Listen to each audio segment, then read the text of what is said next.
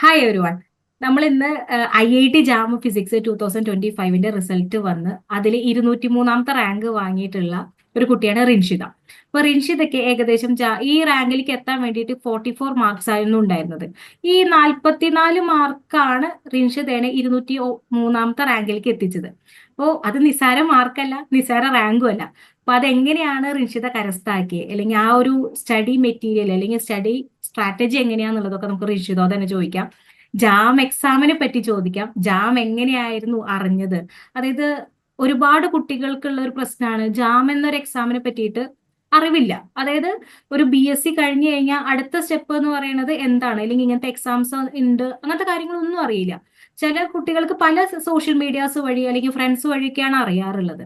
അതുപോലെയാണോ റിൻഷിത് അറിഞ്ഞത്? റിൻഷിത് എങ്ങനെ അറിഞ്ഞു? ഇതിലേക്ക് എങ്ങനെ എത്തി എന്നുള്ളതൊക്കെ നമുക്ക് റിൻഷിതോട് ചോദിക്കാം. ഹായ് റിൻഷിത. ഹായ്. ഓക്കെ. എങ്ങനെയാണ് ഈ ജാം എന്ന സ്വപ്നത്തിലേക്ക് അല്ലെങ്കിൽ ജാം എന്ന എക്സാമിലേക്ക് മോൾ എത്തിയത്? അതായത് ഇപ്പൊ ഡിഗ്രിക്ക് പഠിച്ചത് എവിടെയാണ്, അല്ലെങ്കിൽ അതിന്റെ ക്രൈറ്റീരിയാസ്, അതായത് ഡിഗ്രി എവിടെ പഠിച്ചു, അതുപോലെ തന്നെ ഡിഗ്രിയിൽ നിന്ന് എങ്ങനെയാണ് ജാം എക്സാമിൽ എത്തിയത്, അല്ലെങ്കിൽ അതിനു മുമ്പ് എന്തെങ്കിലുമൊക്കെ ചെയ്തിരുന്നോ? ജാമിന് മുമ്പ് ഒരു കൊല്ലം റിപ്പീറ്റ് ചെയ്തിട്ടാണ് റിൻഷിത് ഇതിലേക്ക് വന്നത്. അപ്പൊ ഈ ഒരു കൊല്ലം എന്തായിരുന്നു സ്ട്രാറ്റജി, അതെ, അങ്ങനത്തെ കാര്യങ്ങളൊക്കെയാണ് ചോദിക്കുന്നത്. അപ്പൊ എവിടെയാണ് ആദ്യം പഠിച്ചത്? കോളേജ് എവിടെയായിരുന്നു ഡിഗ്രിക്ക്? ഞാൻ ഡിഗ്രി ചെയ്തത് PSMO കോളേജിലാണ്, തിരൂരങ്ങാടി. ജാമിനെ പറ്റി അറിഞ്ഞത് എങ്ങനെയാ വെച്ചാൽ, ഞാൻ ഫസ്റ്റ് ഇയറിൽ തന്നെ അറിയായിരുന്നു. പക്ഷെ ഞാൻ അങ്ങനെ എഴുതി നോക്കണം എന്നൊന്നും വിചാരിച്ചില്ല. എന്റെ ഫ്രണ്ട്സ് ഒക്കെ അതിനു വേണ്ടി പ്രിപ്പയർ ചെയ്യണ്ടായിരുന്നു. അങ്ങനെയാണ് ഞാൻ അറിഞ്ഞത്. പിന്നെ ഞാൻ CUT ഒക്കെ എഴുതി ഏതെങ്കിലും സെൻട്രൽ യൂണിവേഴ്സിറ്റിയിലൊക്കെ പഠിക്കണം എന്നായിരുന്നു ഞാൻ വിചാരിച്ചിരുന്നത്. പക്ഷെ ഞാൻ അതിനു വേണ്ടി നല്ല പ്രിപ്പയർ ഒന്നും ചെയ്തിട്ടില്ല. അപ്പൊ അങ്ങനെ എനിക്ക് അതിലും നല്ല മാർക്കൊന്നും കിട്ടിയില്ല. അപ്പം ലാസ്റ്റ് ഓപ്ഷൻ ഞാൻ കാലിക്കറ്റ് യൂണിവേഴ്സിറ്റിന്റെ കീഴിൽ തന്നെ ഞാൻ PG ചെയ്യാന്നായിരുന്നു വിചാരിച്ചത്. അപ്പൊ അങ്ങനെ ഞാൻ അങ്ങനെ PGക്ക് അപ്ലൈ ചെയ്തു. അവിടെ എനിക്കൊരു കോളേജിൽ കിട്ടി.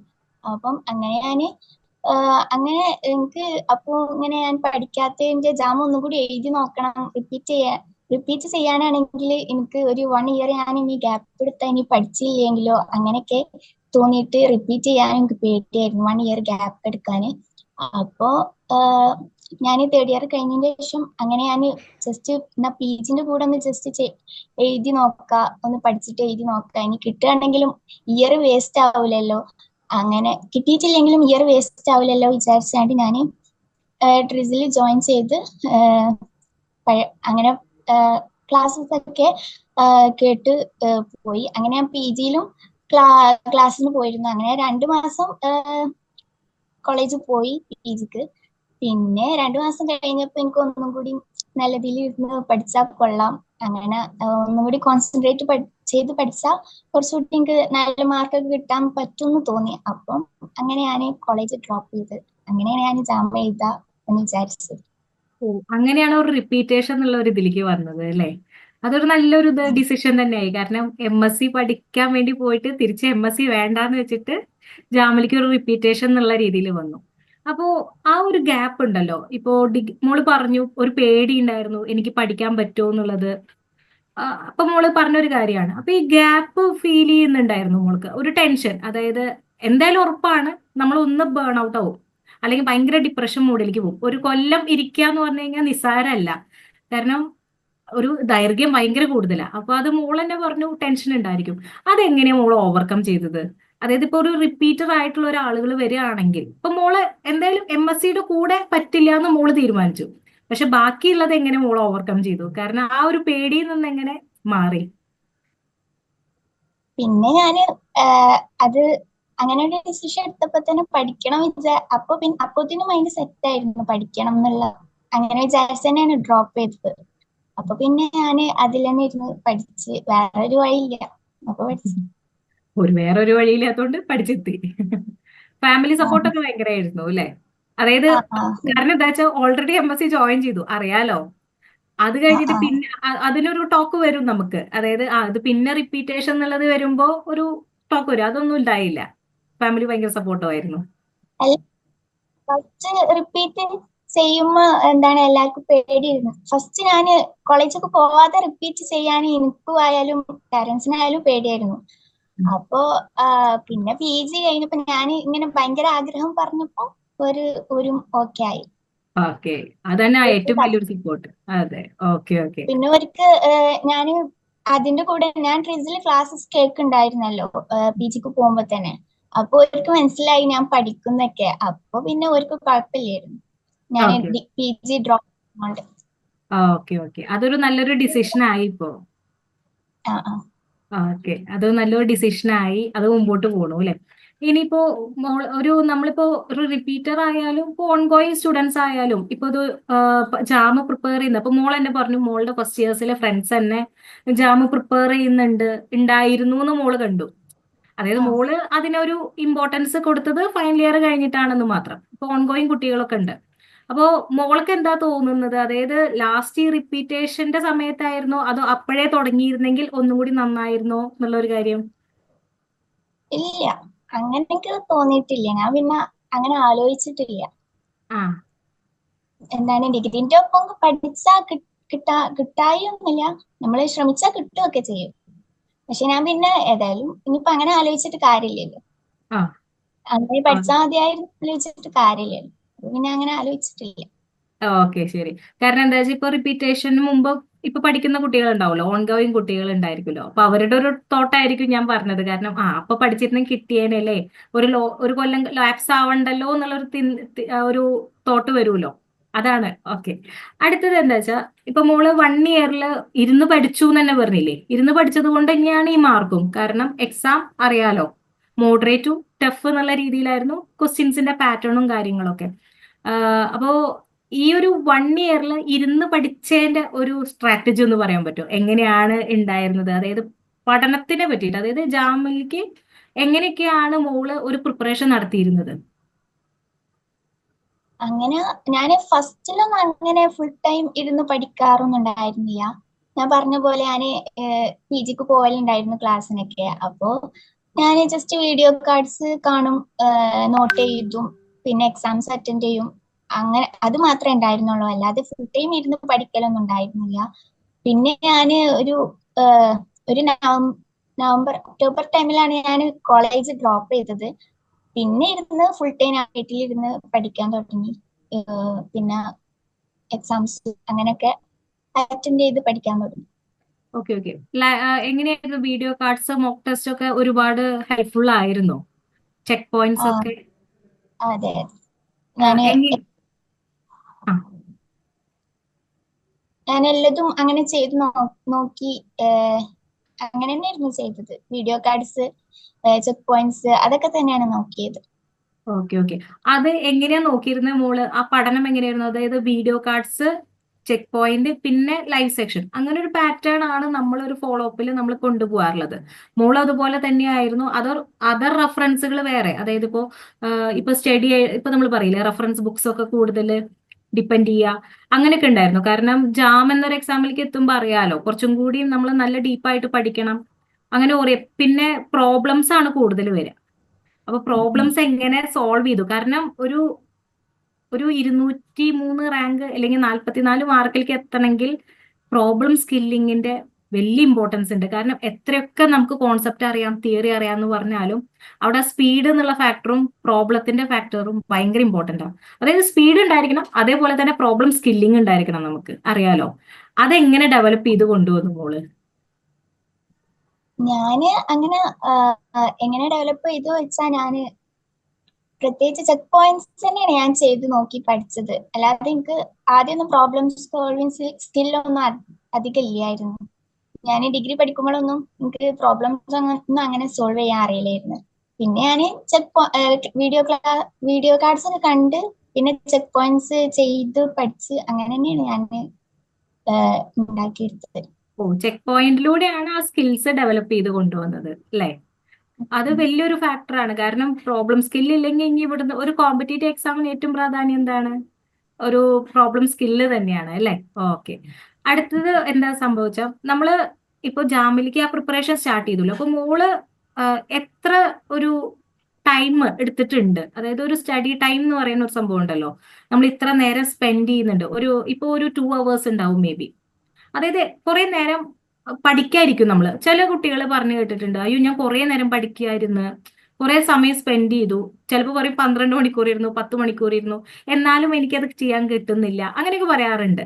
അതായത് അവിടെ മോളുടെ ഒരു സ്ട്രാറ്റജി എങ്ങനെയായിരുന്നു? കുറെ നേരം ഇരുന്ന് പഠിക്കണോ, അതോ ഒരു കോൺസെപ്റ്റും ആ പ്രോബ്ലത്തിന് ഒരു ഐഡിയ കിട്ടിക്കഴിഞ്ഞാൽ ചെയ്യാൻ പറ്റുമോ, അങ്ങനെ എന്തായിരുന്നു മോളുടെ ഒരു ഒരു സ്ട്രാറ്റജി? കാരണം ഇപ്പോ എക്സാമ്പിൾ ഇപ്പൊ പറയാം, ഒരു കുട്ടി 10 മണിക്കൂർ പഠിക്കുന്ന ഒരാളുണ്ടായിരിക്കും മേ ബി നമുക്ക്, അല്ലെ?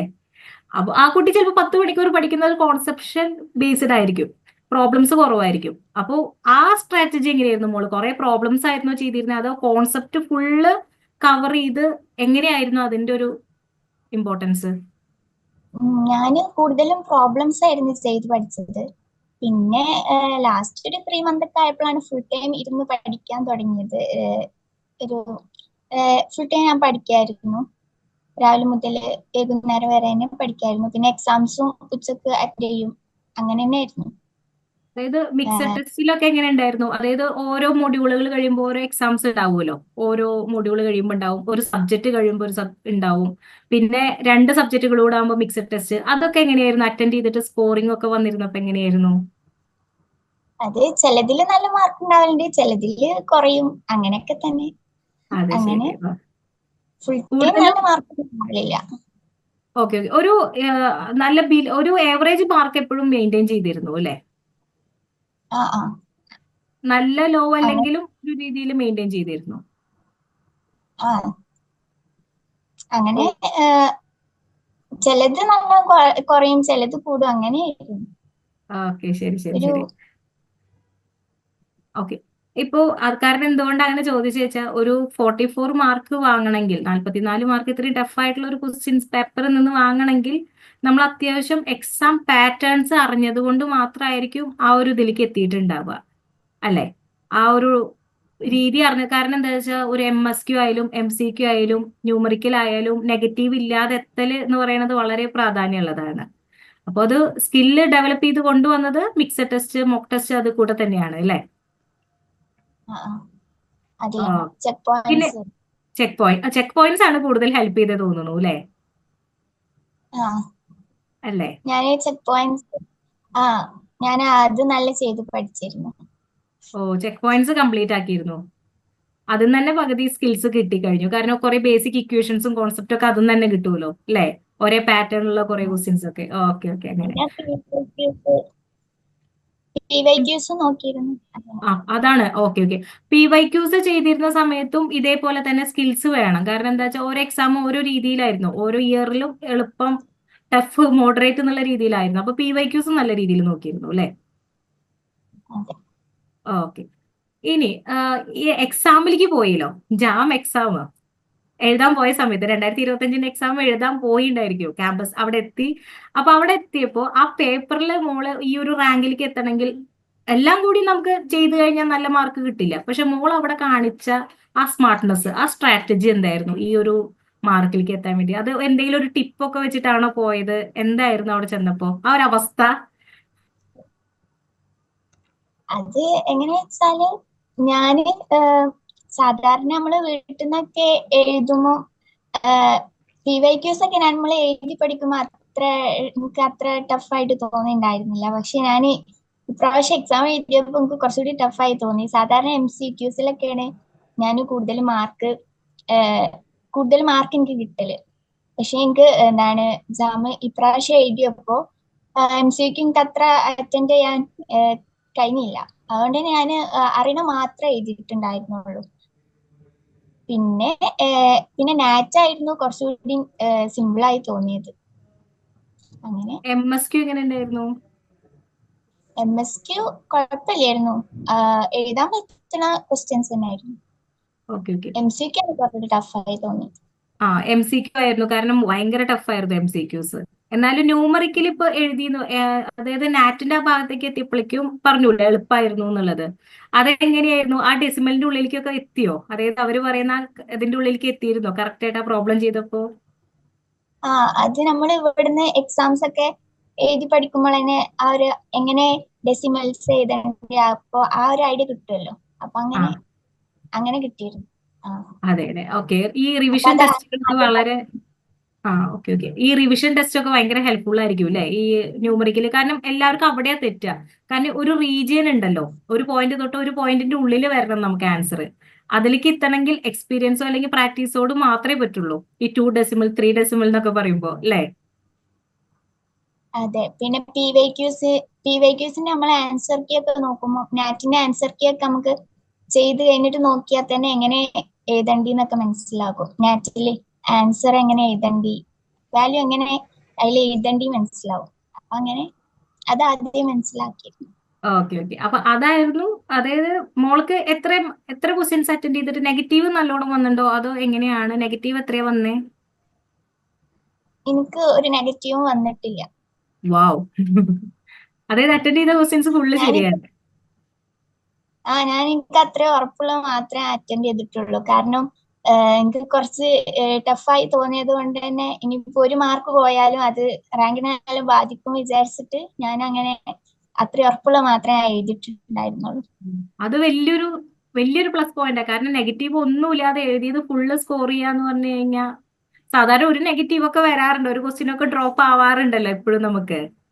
ആ അപ്പൊ മോൾ ഇവിടുന്ന് പോകുമ്പോഴേ അല്ലെങ്കിൽ ആ ക്വസ്റ്റ്യൻ പേപ്പർ ചെയ്യുന്ന സമയത്ത് നമുക്കൊരു എയിം ഉണ്ടാവുമല്ലോ മോളെ, ഇത്രയ്ക്ക് വരണം. ഇപ്പൊ ഒരു ജാം എഴുതുന്ന സമയം, ഇപ്പൊ ഈവൻ നമ്മൾ പഠിക്കുന്ന സമയത്ത് നമുക്ക് എങ്ങനെ ഉണ്ടാവും, ടോപ്പ് 100-ൽ വരണം, ആദ്യത്തെ 500-ൽ വരണം, ഇല്ല ഇന്ന IIT പഠിക്കണം, അങ്ങനെ ഒരു തോട്ട് ഉണ്ടാവുമല്ലോ. മോളെ എക്സാം പ്രിപ്പയർ ചെയ്യുന്ന സമയത്ത് എനിക്ക് ഇത്ര മാർക്ക്, അതാ ഞാൻ ചോദിച്ചത്, ഇത്ര മാർക്ക് എന്നുള്ളത് മനസ്സിൽ ഉറപ്പിച്ചിരുന്നു, എനിക്ക് ഇത്രയ്ക്ക് വേണം അല്ലെങ്കിൽ എന്നെ കൊണ്ട് ഇത്ര വാങ്ങാൻ പറ്റും എന്നുള്ളത് ഉണ്ടായിരുന്നോ? എനിക്ക് ഒരു ടോപ്പ് IIT-ൽ കിട്ടണം അങ്ങനെയായിരുന്നു എന്റെ ആഗ്രഹം. അപ്പൊ ഒരു 50 ആ ഒരു റേഞ്ചിൽ കിട്ടിയാലാണ് ടോപ്പ് IIT കിട്ടുക. അങ്ങനെ ഞാൻ യൂട്യൂബ്സിലൊക്കെ വീഡിയോ ഒക്കെ കണ്ടാണ്ട് അറിയായിരുന്നു. അപ്പൊ അങ്ങനെ ആ ഒരു റേഞ്ചൊക്കെ എത്താൻ വേണ്ടി ശ്രമിച്ചിരുന്നു. Okay okay. അതിലാണ് ഈ 44. അപ്പൊ എന്താ വെച്ചാൽ നെഗറ്റീവ് ഇല്ലാതെ 44-ൽ എത്തിച്ചപ്പോ നമുക്ക് ടോപ്പ് IIT-ൽ തന്നെ എത്താൻ പറ്റും ചെയ്യുമല്ലോ. ഓക്കെ.